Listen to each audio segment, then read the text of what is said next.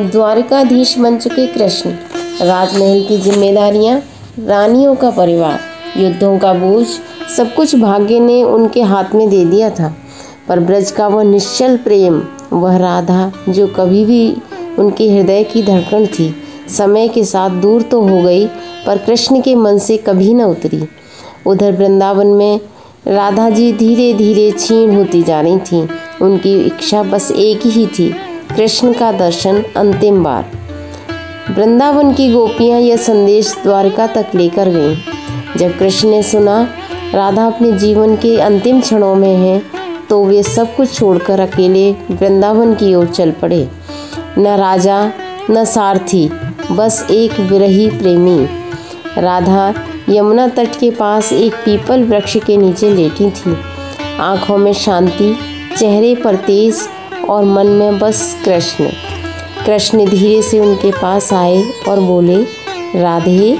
राधा ने आंखें खोली, वह मुस्कुराई जैसे उन्हें अब और कुछ भी नहीं चाहिए। उन्होंने कृष्ण का हाथ पकड़ा और कहा, अब मेरा सब कुछ पूरा हो गया। जीवन में तुम थे और जीवन के अंत में भी तुम ही हो। अब मेरा अस्तित्व तुम्हारी बांसुरी में समा जाए। कृष्ण भावुक हो उठे। उन्होंने राधा का सिर अपनी गोद में रखा। कृष्ण ने अपनी बंशी उठाई और वही सुर छिड़े जो कभी ब्रज में राधा के नाम से बहते थे। जैसे जैसे राग गूंजता गया, राधा की श्वास धीमी पड़ती गई। बांसुरी का हर सुर राधा को मोक्ष की ओर ले जा रहा था।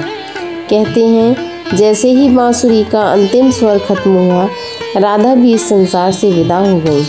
कृष्ण ने आंखें खोली और देखा कि राधा का शरीर प्रकाश में बदलकर विलीन हो चुका है।